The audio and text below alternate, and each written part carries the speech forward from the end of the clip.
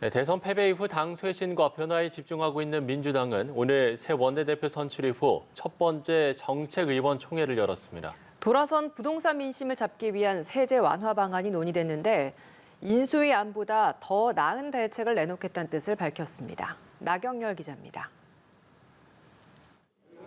박홍근 원내대표 선출 이후 처음으로 열린 민주당 정책의원총회. 박 원내대표는 대선 패배의 후유증을 수습하기 위해 당내 화합이 우선돼야 한다고 말했습니다.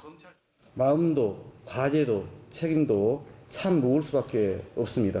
그러나 민주당은 패배를 딛고 국민의 신뢰를 다시 찾아와야 합니다.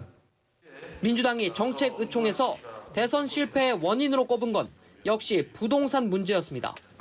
자연스럽게 부동산 개혁에 대한 논의가 이뤄졌는데 주로 양도소득세와 취득세 등 세제 완화 방안이 다뤄졌습니다.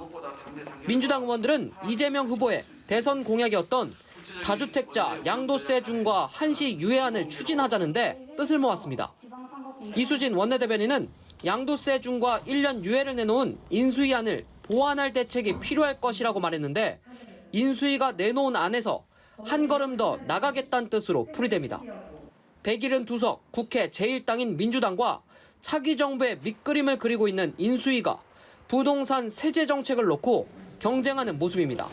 1주택자와 생애 최초 주택 구입자의 취득세 감면 기준을 상향하는 방법도 정책의총에서 논의된 걸로 알려졌습니다.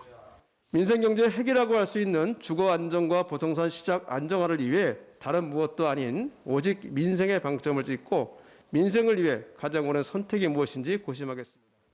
민주당과 국민의힘이 합의점을 찾지 못하고 있는 기초의원 중대선거구제 도입과 관련된 보고도 있었는데 도입 필요성이 강조됐습니다.